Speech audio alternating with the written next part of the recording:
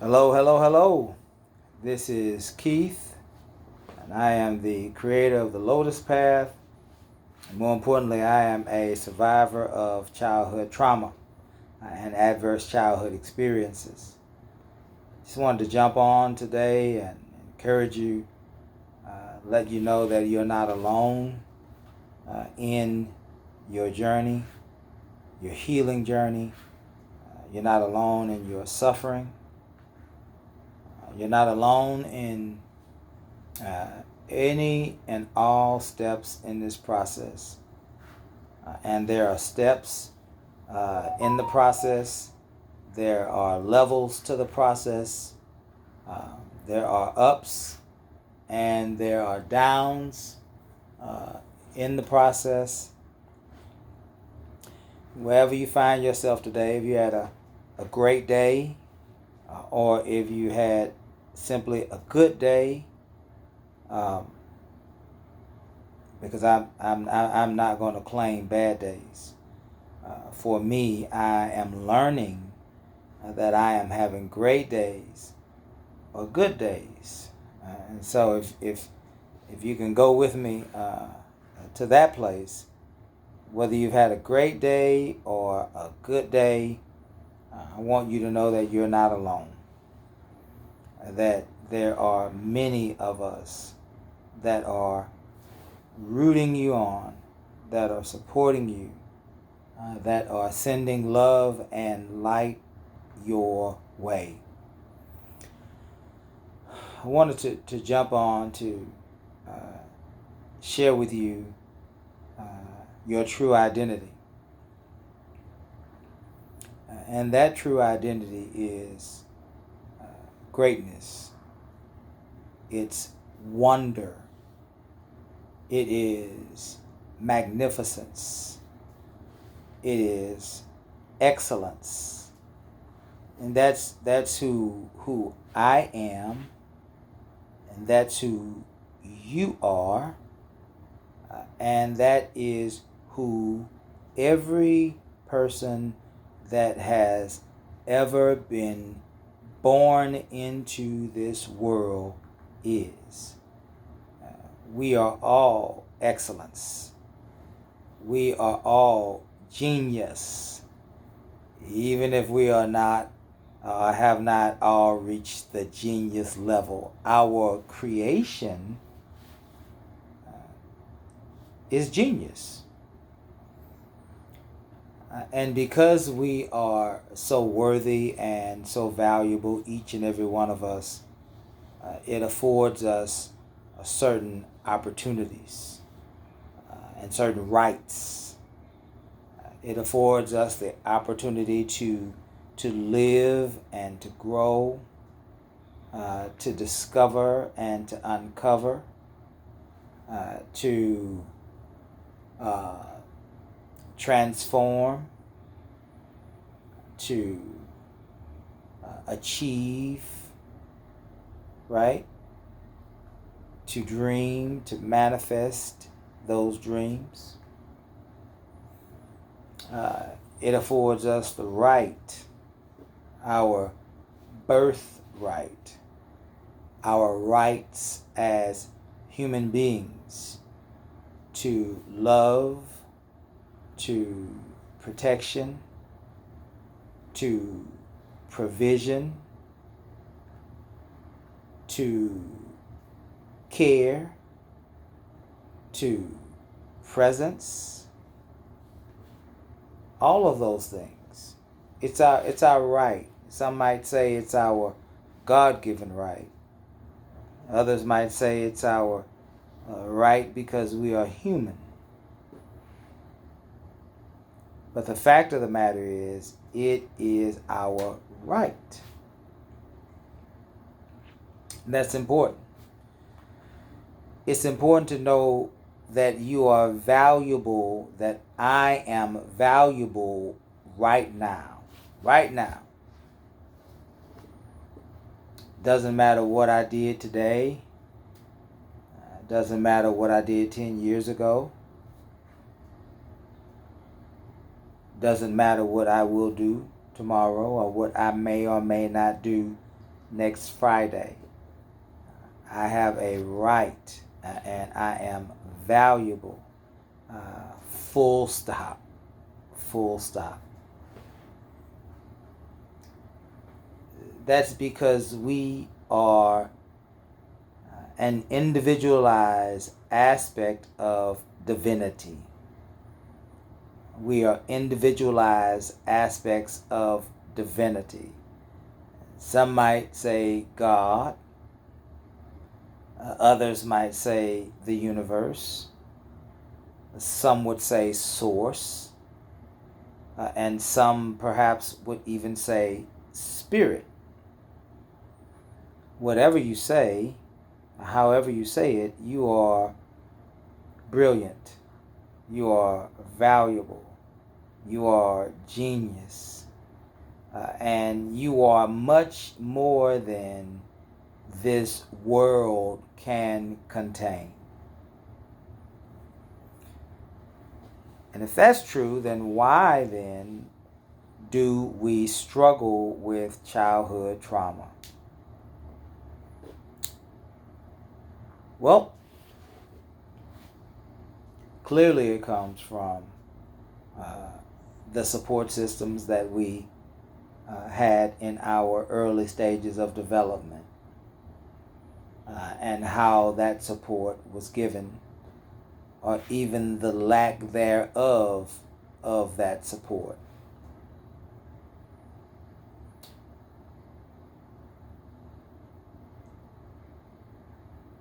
When we arrived on this planet, on this plane, if you will,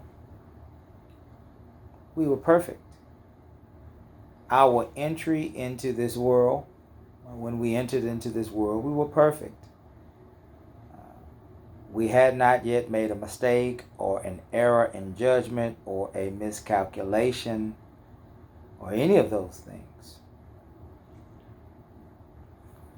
But through the developmental process, because of those experiences that we had, and how those experiences spoke to us, that perfection was not destroyed. That's not an accurate term. That perfection was not damaged or even altered in any way. We are just as perfect today as we were when we were born and took our first breath of oxygen. But what happened along the way is that others' perception of life and others' perception of their own lives being projected onto our perfect being caused that perfection to be covered, caused that perfection to be hidden. Because while we were perfect, we were still vulnerable on this plane. Perfect in our mind, in our spirit, in our soul, if you will, but physically vulnerable and dependent on our caregivers.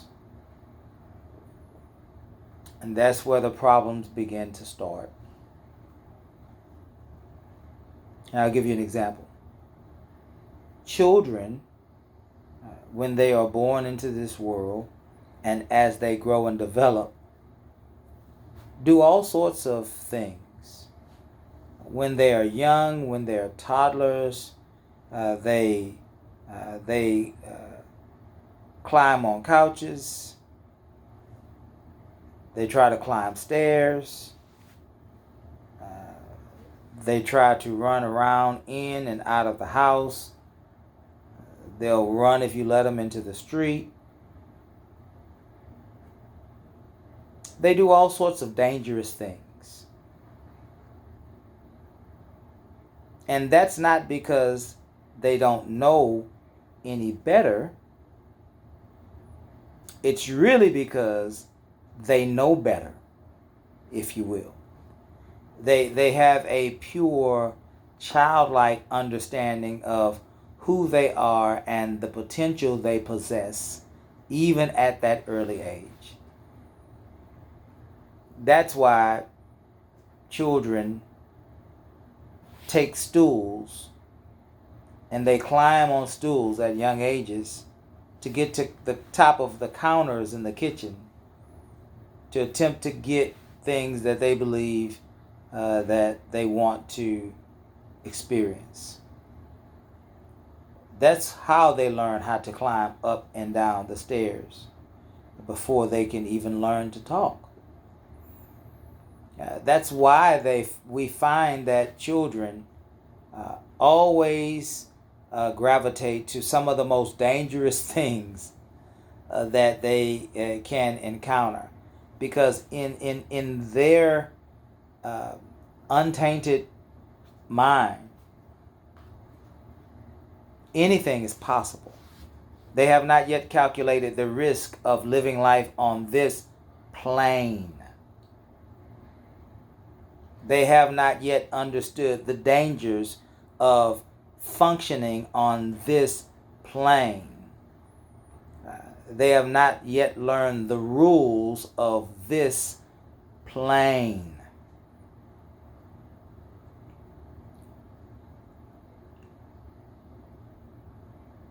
And so they do things that we would consider to be extremely dangerous.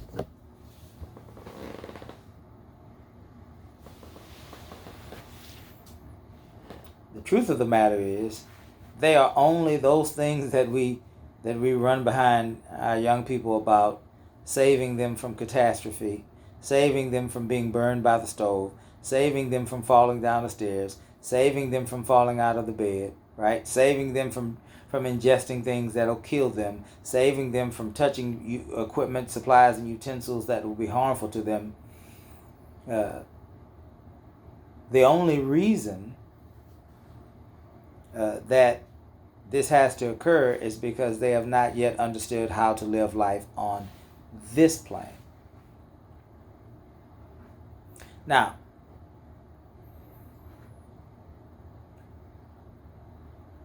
childhood trauma comes in because those of us that are adults that have lived life and that have had experiences on this plane, who have been raised and reared by people who have lived life and had experiences on this plane, who have come to our own understanding based on our own experiences, we pass those experiences on to our children. And many times those lessons that we are trying to teach, those goals that we are trying to achieve, we teach and achieve those goals based on our own experiences, which are tainted because someone else's experiences were tainted and they projected them on to us. That's where the problem comes in with childhood trauma and parenting. We parent from a perspective of our own learned and earned mistakes.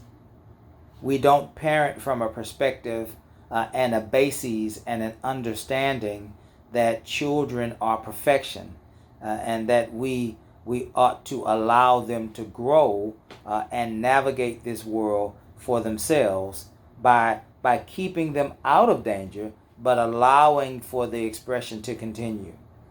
Many times we are taught when children get into mischief, we should punish them. Many children are beaten. Many children are emotionally abused. Many children are isolated. Many children are cast away or thrown away, and all sorts of other horrible and harmful things.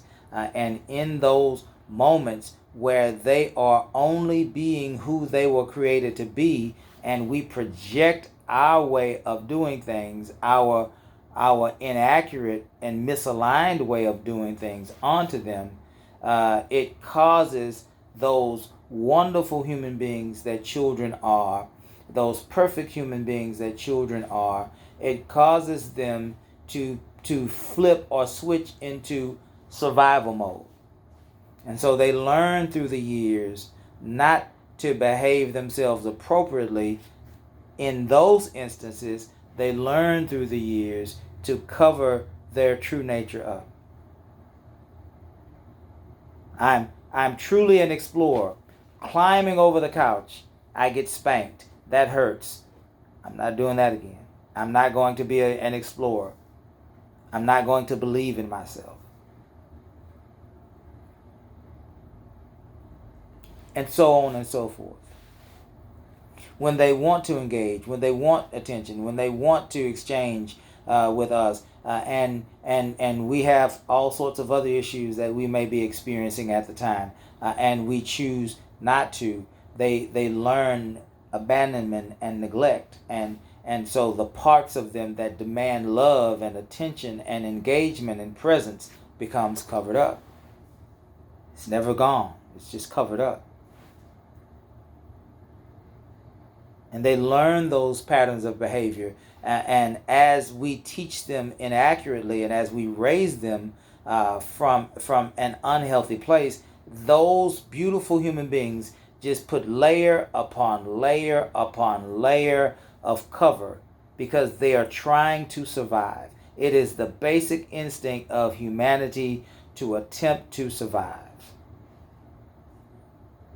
And all of those errors in judgment in our parenting, all of those created painful experiences, all of those teach our young people, as beautiful as they are, to cover up.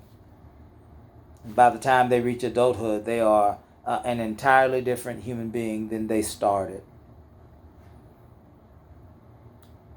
But the true nature of all of this, the true way that we ought to parent, the way that you and I should have been parenting, is this. And I'll give you this example.